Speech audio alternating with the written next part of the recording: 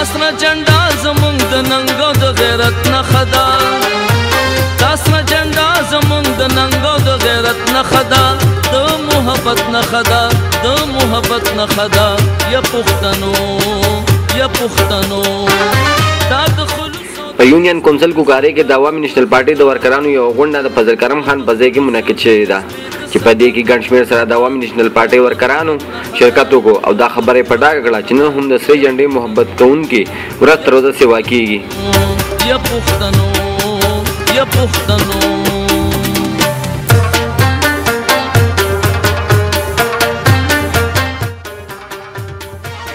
د یونین کونسل کوکارې مشرانو د سټیج نه خپلو ورکرانو ته یقیندیاني ورکړه چې راتلونکي حکومت بیا د سرې جنډې دی ځکه چې زموږ پښتنو هر چاله موقع ورکړې ده او ټولو ورته دوکې دړاکې ورکړي دي د یوه پارټۍ کومه چې د پښتنو خپله پارټي ده چې هغوی خپل قوم او خپلې علاقې له ډېر کارونه داسې کړي دي که تاسو د تېر شوي ټولو حکومتونو کارونه راغونډ کړئ نو هغې ته نه رسي په خپلو تېر شوي کارونو باندې د یونین کونسل کوکارۍ تحصیل ناظم ګوهر علي خان څدارنګه رڼا واچوله زمونږ د دې مېرې دا روډ شوی دی نو تقریبا د 1 کروڑ روپو دا بیا زمونږ د کوکارۍ دپاره یو ټي بیل شوی دی سله پاسه د 1 کروڑ روپو هغه زمونږ دغه هغې زمونږ ګلکې کې زمونږ دې طرف ته مشکلاتو د اوبو په ګلکه کې به خلکو روجه ماتوله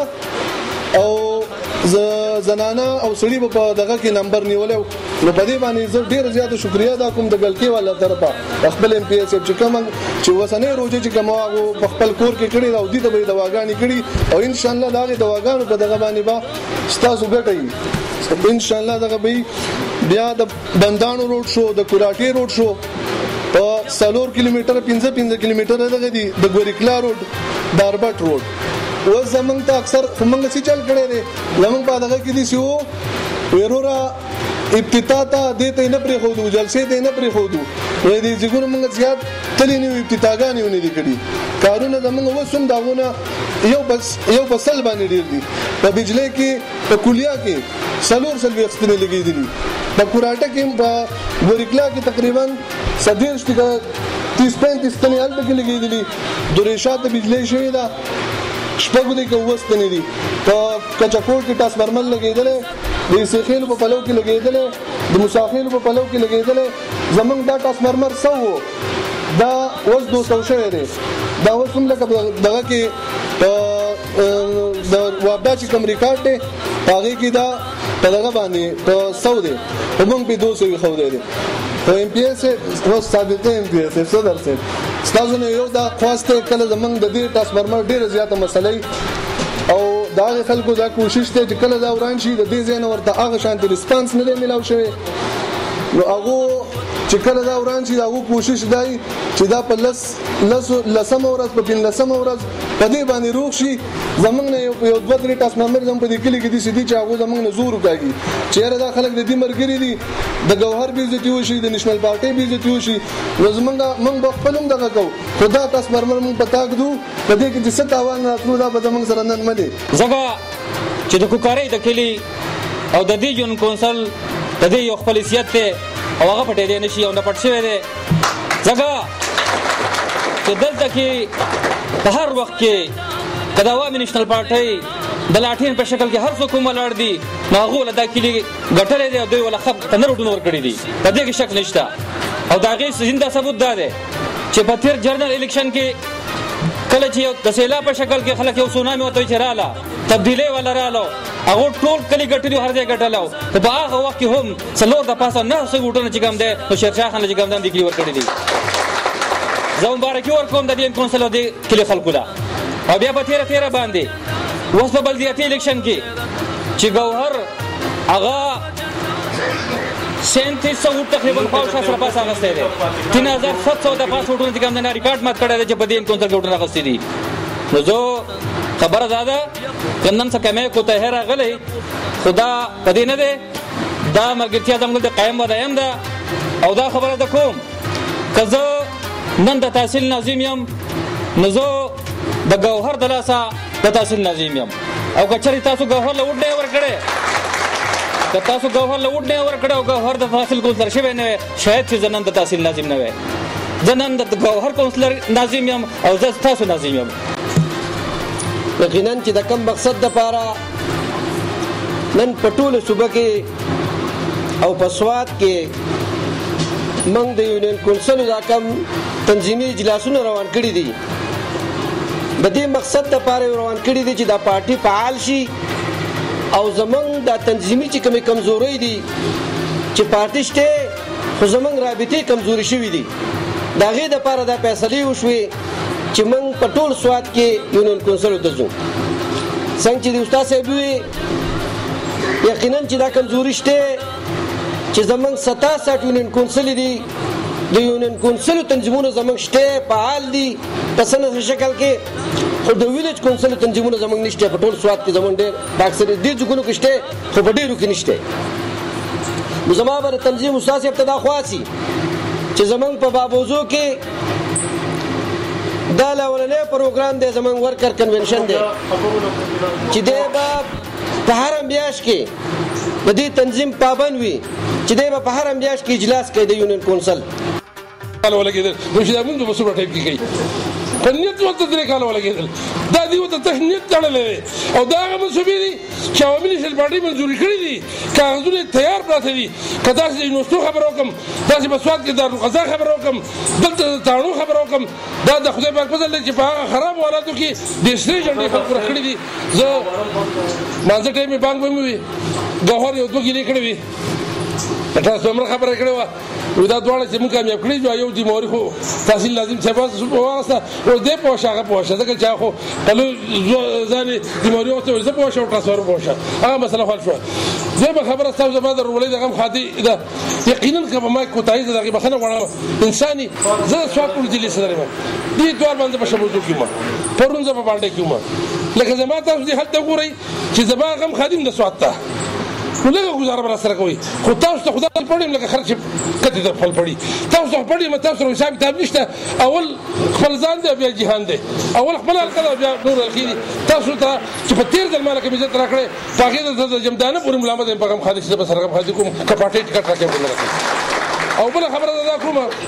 چې څومره پورې سایي او ژوندی یم او د دې سرې جنډې خدمتي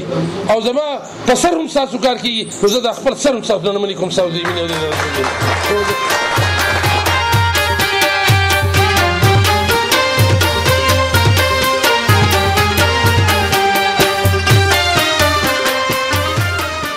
په اخره کې د عوامي نیشنل پارټۍ مشرانو پاسون نیوز ته د انټرویو په وخت کې وویل زه عبدالله یوسفزی د عوامي نیشنل پارټۍ ضلعي ترجمان یم. دا خو موږ د خپلې پارټۍ د فعالیت په حواله باندې چې موږ په ټوله صوبه کې په سوات کې مطلب دا د خپله پارټۍ چې د تنظیمونو لږ کمزوري وه سب تنظیمونه کمزوري په هغه حواله باندې تنظیمونه مکمل شي او د پارټۍ د فعالیت لپاره او د حالات او ماحول د دې ملک داسې په تیزۍ سره روان دي په دې حواله سره خپل پیغام خپل قوم ته رسول خپل ولس ته رسول او د پارټۍ هغه ملګرو ته رسول چې مطلب د پارټۍ د پیغام د باچا خان د ولی خان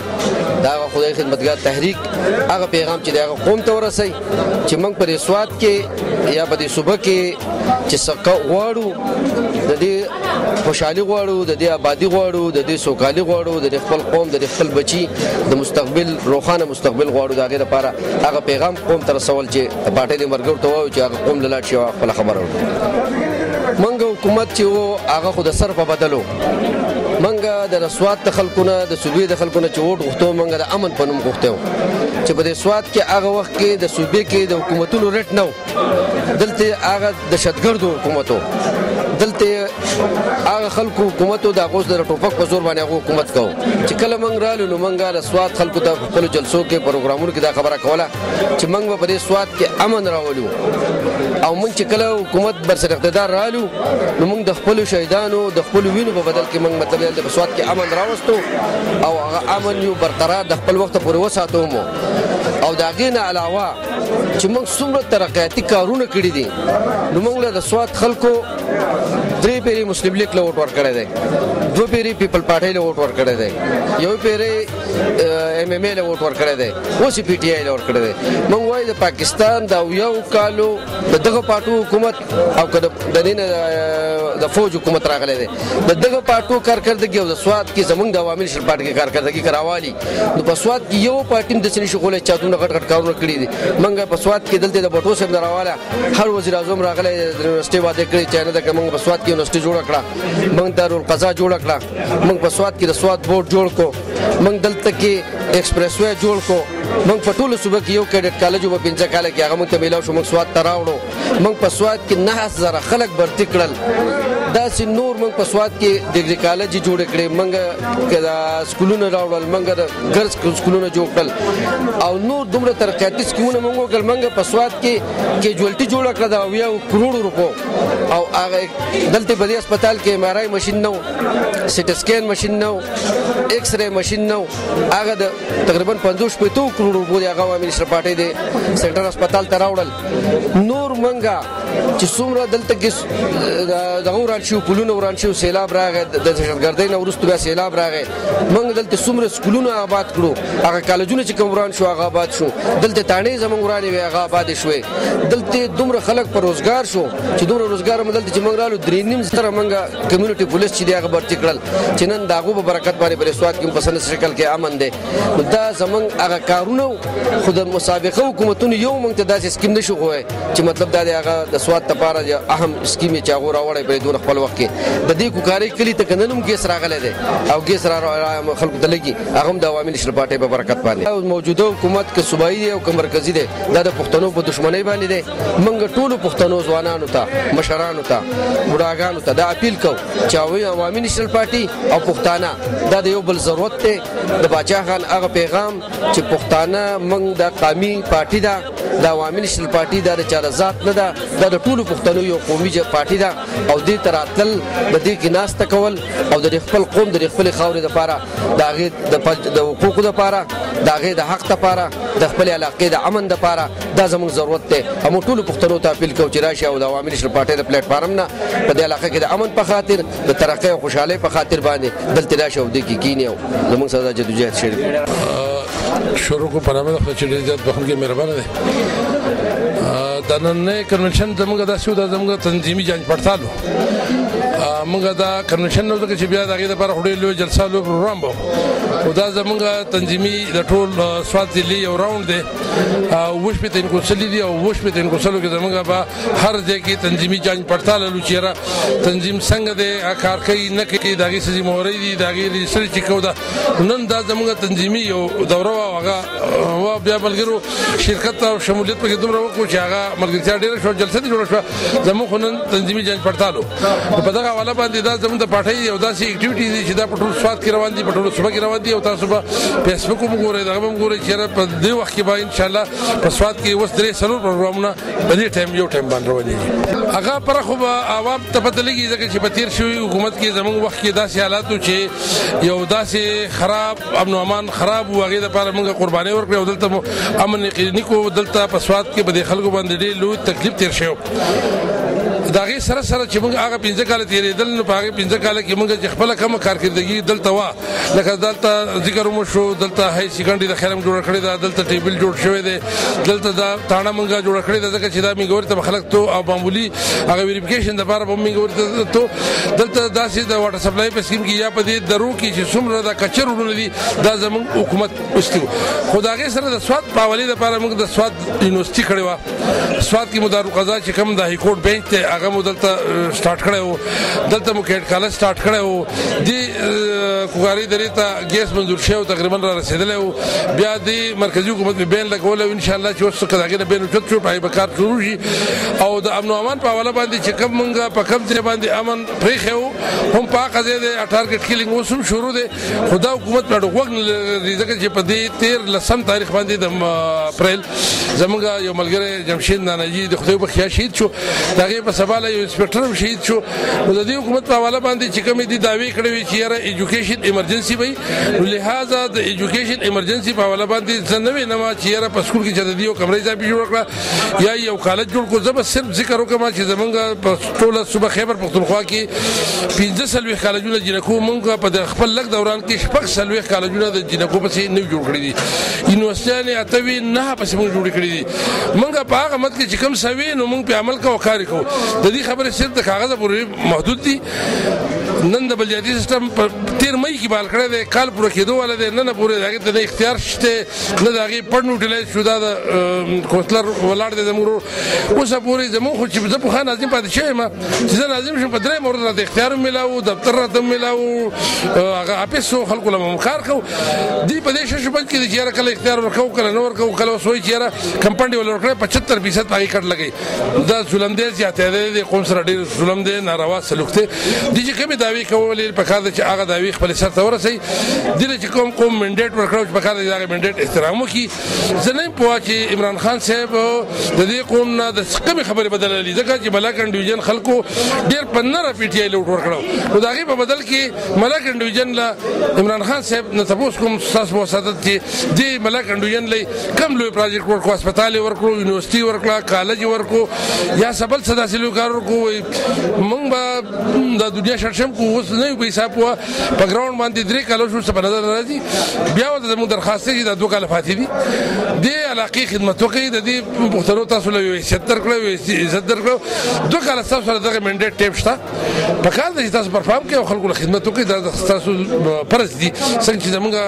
فرض و 15 کاله په 15 کاله کې موږ کار کړی دی په خرابو حالاتو کې په کار دی چې په 15 کاله کې موږ صرف 2 کاله کار کړو د هغې نه خو دې روغ کلونه 3 کاله دي حکومت وکړو په کار دی چې په دې 3 کاله کې دي دا ټولې مسلې حل کړی وي چې په هغې کې د روډ مسله هم حل وی د هسپتال هم حل وی د کالج هم حل وی ماشومان د کالجونو کې بغیر داخلونه پاتې کېږي څه کال 15,000 درخواستونه په جانب کالج کې اوس 15,000 درخواستونه په کار دی چې دا کالجونه سټارټ کړي نوي پسې جوړ کړي او نور که هېڅ نه کوي زه به ته یو سوال بل وکړم چې دی خو د ګرون نه کامیاب شوی او ګرون سره شوق و چې دا تش ګرون نه خو د علاقې لا د وطن نه جوړ کړي دا خو په کرکټ مین او د کرکټ کپتان او د هغې نه دومره شهرت یې واخیسته او د هغې په کار دی چې د خپلې هغې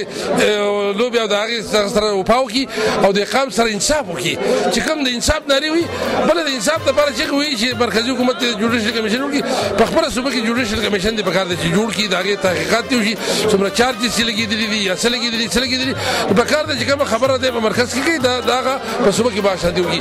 دا صوبه دومره پسمانده شوه د خلکو روزګار نشته د خلکو کاروبارونه ختم شو ینګ ځوانان تعلیم یافته چې په دې تمه وو چې یاره دې د کپتان صاحب له وټ ورکړو نو زموږ به نوکرۍ وشي میرټ به نه میرټ شته نه د چا نوکرۍ شته نه روزګار شته د خلکو خلک ډېر زیات 50 کاله دا صوبه خیبر پښتونخوا په شاته لاړه یاره زموږ وخت چې موږ کمپیوټر مرغزار یو پیډر یو زموږ د علاقې یو پیډر موږ به د هغې افتتاح الو کوله چې هغه به کمپلیټ شو موږ افتتاح کوله دوی په کاغذ کې جوړ کړي او د هغې افتتاح وکړي نو نه یې په حساب وو دا خلک ستنې چې په کار چې غورځولی او د دې علاقې حق دی دلته وولټیج کمي پیډر د دې خلکو حق دی چې په کار دی پیډر ما په خپل وخت کې دغه 2-3 پیډر جوړ کړي وي په کار دی چې دا پیډر نه پاتې دی د روډ کې کار پاتې چې دا پیډر مکمل کړي او کار به شروع شي چې الو افتتاح وکړي چې ستنې ښخې کړي کار پیدا کړي او د خلکو وولټیج کم شي د هغې ورځ باندې افتتاح وکړي چې یاره تاسو نن بجلي پاورفل شوه نو د دې چې کومه اندازه روانه ده ایکسپریس وی روډ خبره کوي 3 کاله وشو 1 کیلومتر پکې نه راکړه او افتتاح یې هم کړې ده او اګلې سال مکمل کېږي او موږ به افتتاح کوو او لا کیلومتر لا شروع کړی نه ده مکمل کېږي